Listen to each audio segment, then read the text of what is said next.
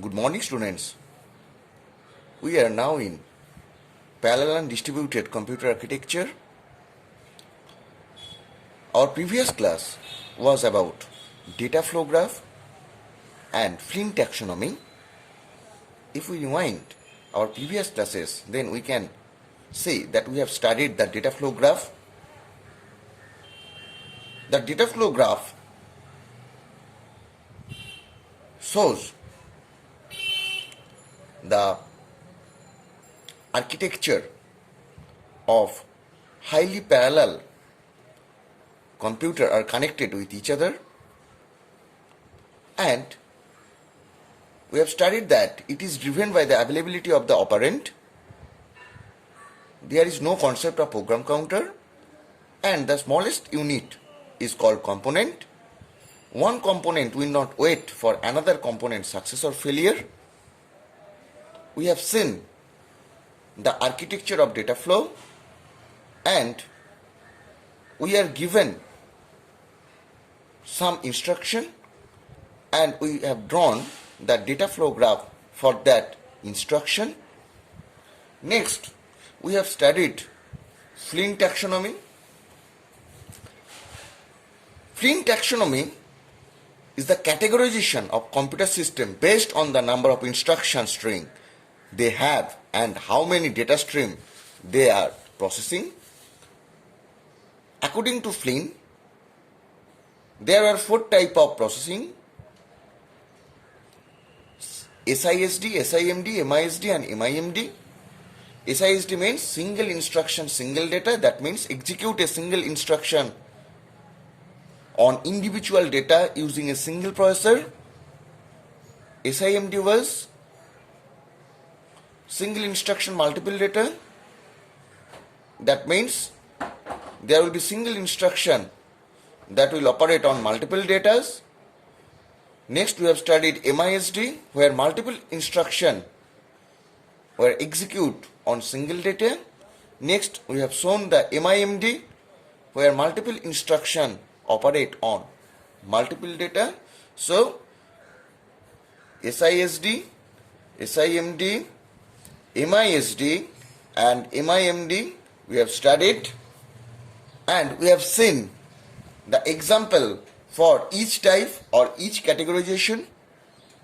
Now, today's topic is different parameter used in measuring CPU performance.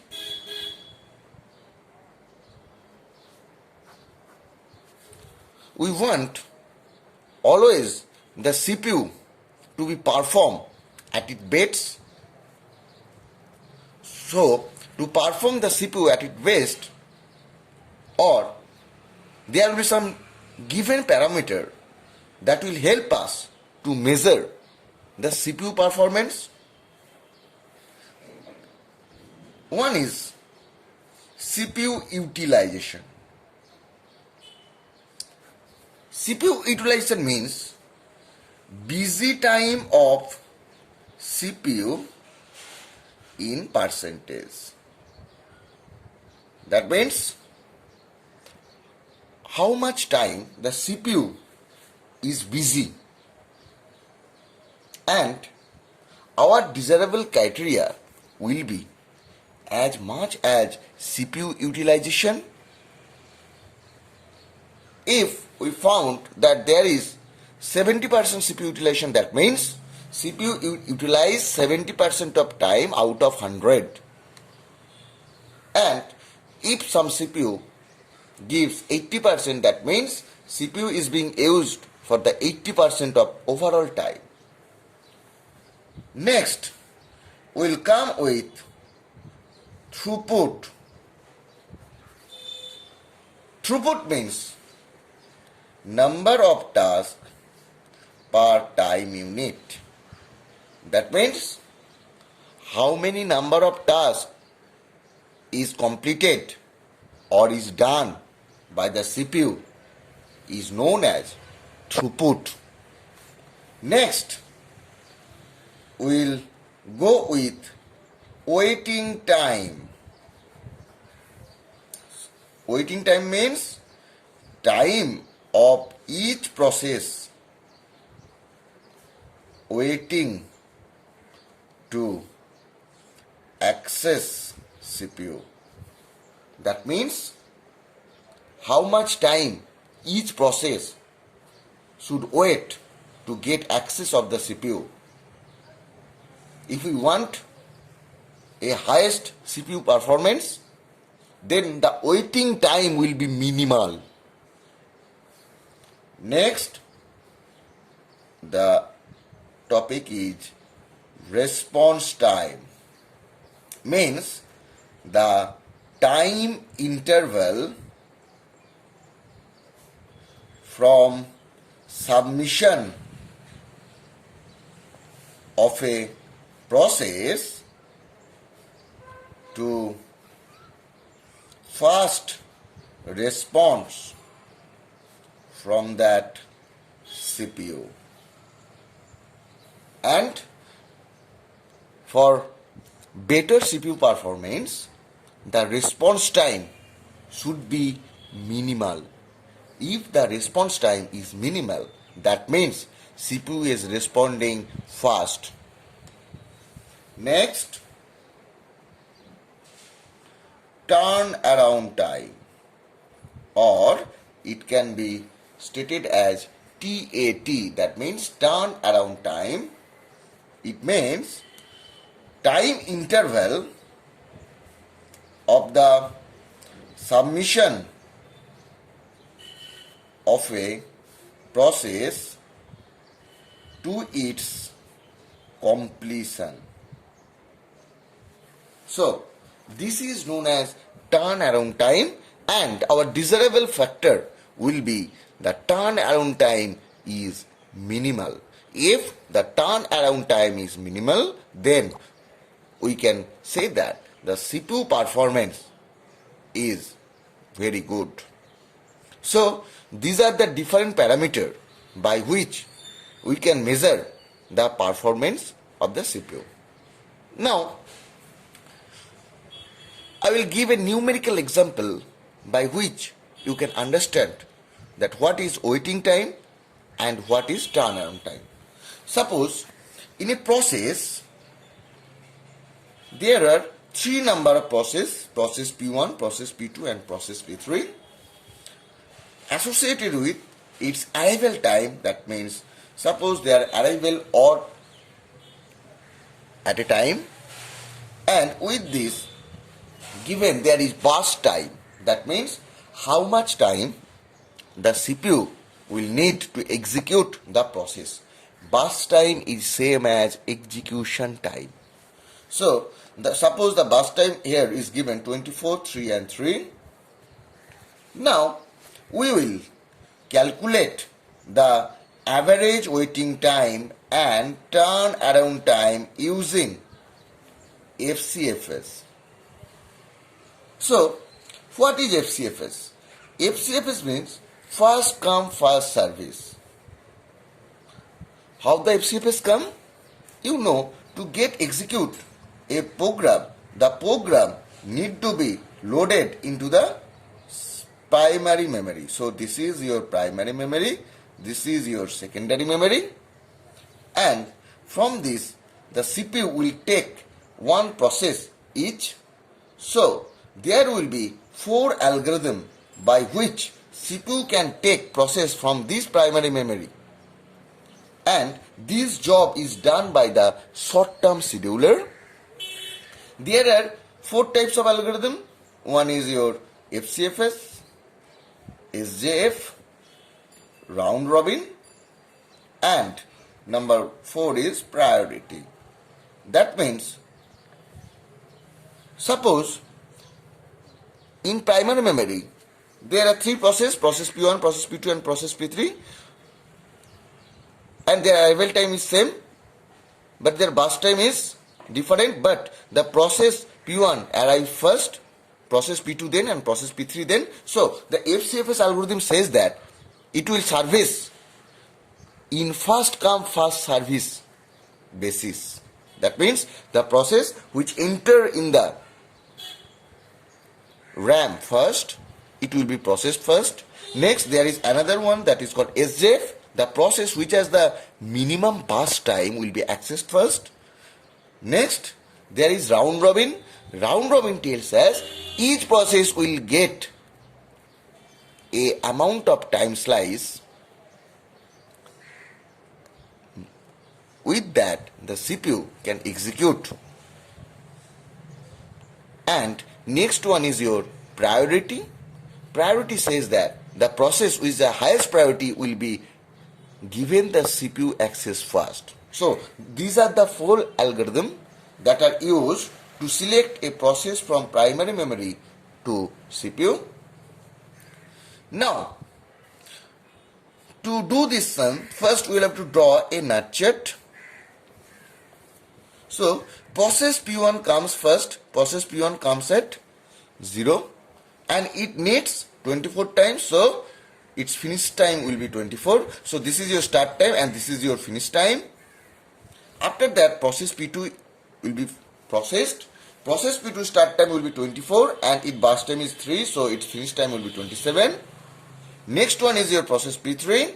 Its start time is 27 and you can see that its burst time is 3, so it will get executed in 30. Now, we will have to calculate the waiting time for process P1. Process P1 start time is 0 and arrival time is 0, so we will get 0. So, to calculate the waiting time, we have to subtract the start time minus its arrival time. Next, waiting time for process P2 will be, its start time is 24 minus its arrival time is 24, 0, so we will get 24. And in the similar process, we get the waiting time of process P3 will be 27 minus 0, that means 27. So, from this, we can calculate the average will be 0 plus 24 plus 27 by 3. So, we will get 70 nanosecond. If any algorithm among SJF, round robin and priority will give the least average waiting time, so that algorithm will be the best. Now, we will calculate the turnaround time for process P1. We will get its finish time. Its finish time is for process P1 will be 24 minus its arrival time, that means 24. We know that turnaround time means completion of a process to its submission. That's why we have subtract the completion time minus its arrival time, so that is 24. Next, turnaround time for process P2 will be 27 minus 0, that means 27. And in similar way, we will get the turnaround time for process P3 will be 30 minus 0, that means 30 nanosecond. So, the average turnaround time will be 24 plus 27 plus 30 by 3. That means 27 nanosecond. So, if any algorithm will give the least average turnaround time will be the best among these algorithms. Now, the time come to conclude our today's lecture. We have seen in today's lecture the different parameters used in measuring CPU performance. They are CPU utilization, means the busy time of the CPU in percentage. Next, we have seen the throughput, that means number of tasks completed per time unit. Next, we have seen the waiting time, that means time of each process waiting to access the CPU. Next, we have seen the response time, that means time interval from submission of a process to first response from that CPU. Next, we will get the turnaround time, the time interval of the submission of a process to its completion. Next, we have solution. We have make a solution of a numerical problem and we have calculate the average waiting time and turnaround time. Next topic will be Amdhal law. Good morning, students. In my previous class, I have talked about different parameters used in measuring CPU performance. They are CPU utilization, that means we have to make the CPU as much as busy as possible. We have studied throughput, that means number of tasks completed per time unit. We have studied waiting time, that means time of each process waiting to access the CPU. We have seen the response time, the time interval for submission of a process to fast response from that process, from that CPU is called the response time. And we have seen the turnaround time, that means time interval of the submission of a process to the completion of that process. And we have solved a numerical problem that shows the waiting time as well as the turnaround time using first come first service algorithm. We know that to run a program, the program is must first load from secondary to primary memory, and from the primary memory the process will go to the CPU that are selected by the short-term scheduler, and there were many algorithms. One was FCFS, that means first come first serve. Another one was SRTF, that means shortest remaining time first. There were priority scheduling, round robin scheduling, and SJF, shortest job first scheduling. Today's topic is Amdhal law. It is a model that shows the speed up using only one process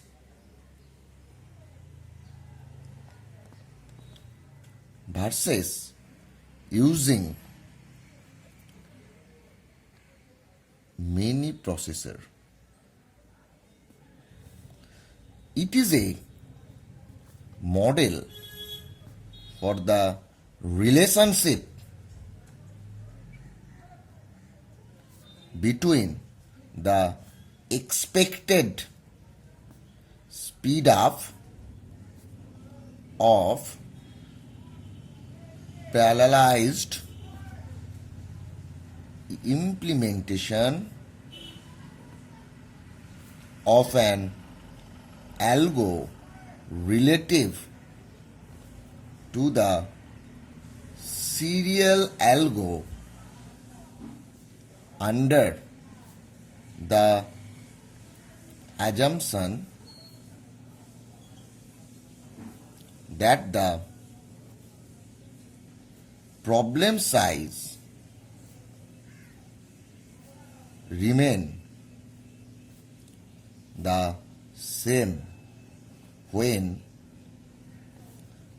parallelized. That means, what does Amdhal law say? When you are executing a problem size of n using a single processor, and when you are using that same problem using the parallelized or parallel processor, then the overall speed up gain is calculated by the Amdhal law. So, we may conclude that, or in a word, the Amdhal law can be stated as the speed up factor when you are using a single processor to its when you are using a parallel processor. The problem size will be remain same. This law is known as Amdhal law. Now we will discuss the Amdhal law using a numerical problem. Suppose in a numerical problem it is given that using the law compute what is overall speed up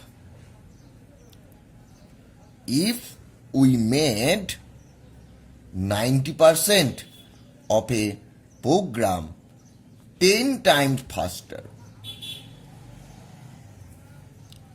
Now, using the Amdhal law, the formula of overall speed up equal to 1 by f by s plus 1 minus f.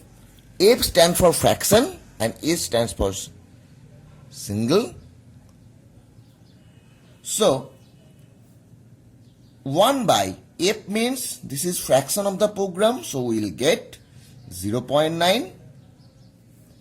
S means here your speed up, that means by 10 plus 1 minus 0.9, and if we calculate this we will get approx 5.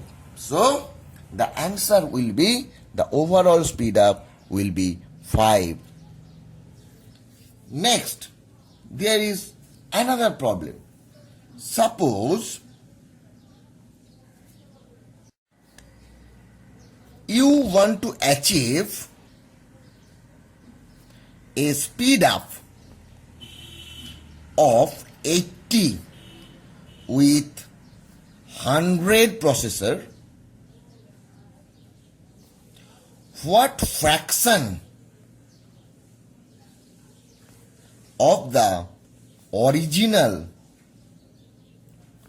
program can be sequential? So here the value of S, the overall speed up, will be 80,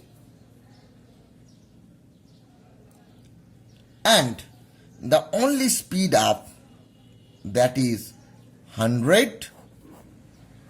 So we know that from the Amdhal law that overall speed up equal to 1 by f by s plus 1 minus f. Now we will put the value here. Overall speed up here is 80 equal to 1 by fraction, that means we have to calculate the f. So f by 100 plus 1 minus f, and when we calculate the value of f, we will find that the f will be 1.01. So what fraction of the original program can be sequential?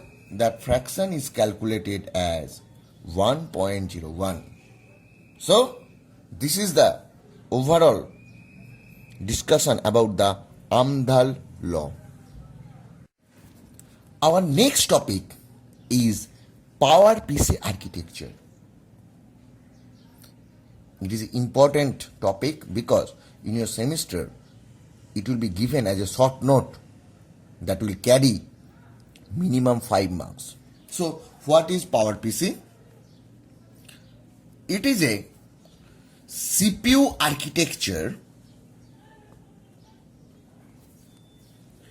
based on RISC that was created by 3 big companies. One is Apple, another one is IBM, another one is Motorola in 1991. The 3 companies formed an alliance known as AIM. The term POWERPC stands for Performance Optimization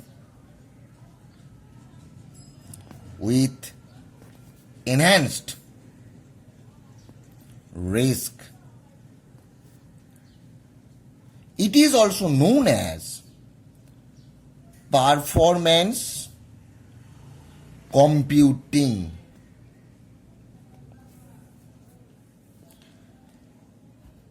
It is an evolving instruction set that has been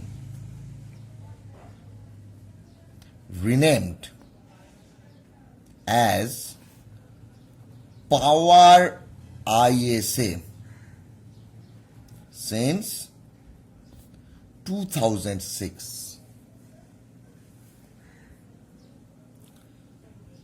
POWERPC CPU have been popularized in part by Apple. It is a very powerful architecture and low cost microprocessor.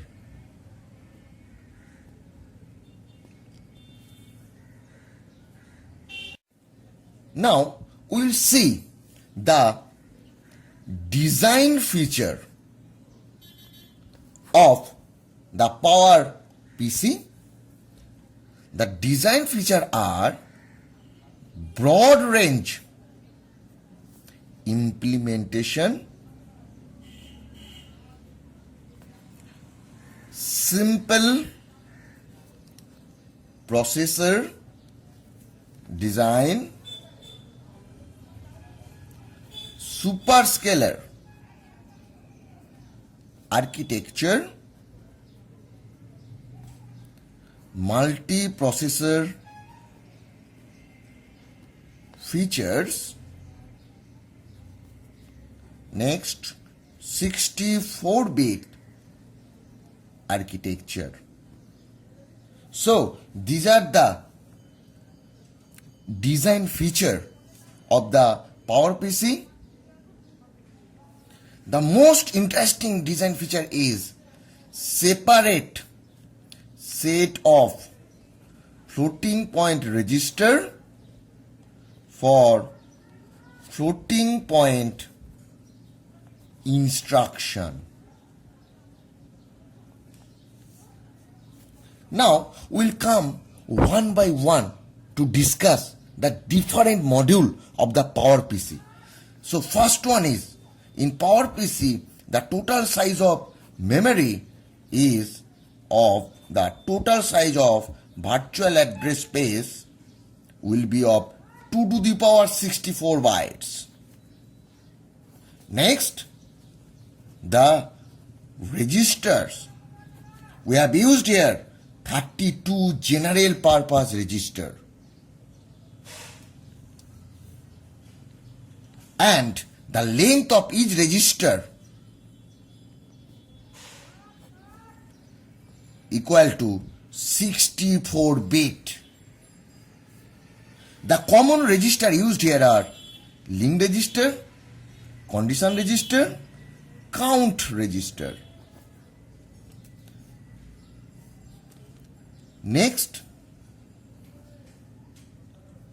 the data format. Here, integers are stored as 8-bit, 16, 32 or 64 binary number. Character are represented using 8-bit ASCII code. Floating point are represented by two different floating point format. One is your single precision, another one is your double precision. We know that what is single precision as well as what is double precision. Next, the instruction format. All of the instruction format it support is of 32-bit. Next one, the addressing mode. It will use register indirect with index and register indirect with immediate index. Next, the instruction set. It support approximately 200 machine instruction, and this architecture follow the pipeline execution of instruction, which means while one instruction is executed, next one is being fetched from memory and decoded. So that is all about our PowerPC. Now the time comes to conclude our today's lecture. First, we have discussed the Amdhal law. Amdhal law gives us the overall speed up to compute a problem with a single processor and to compute that problem using the parallel processor architecture. Next, we have solved a numerical problem to understand the Amdhal law. The overall speed up formula was 1 by f by s plus 1 minus f, where f is fractional and s is speed up. Next, we have studied PowerPC. We have seen that it is a CPU architecture based on RISC that was created by three main companies, Apple, IBM and Motorola. These PowerPC architecture are microprocessor for personal computer. These are very powerful and low cost microprocessor. We have seen some of the design feature of PowerPC. They were simple processor, superscale architecture, multiprocessor feature. And when you discuss module by module, we have seen the memory that consists of 2 to the power 64 bytes. It is the size of the virtual address space. We have seen there were 32 general purpose register used in PowerPC. The data format is of 8, 16, 32 or 60 bit. We have represented character as well as floating point here. We have seen the instruction format. The instruction format is of 32 bits. We have seen the different addressing mode. We have seen the instruction set that contains of 200 machine instruction. So that is all about today's lecture.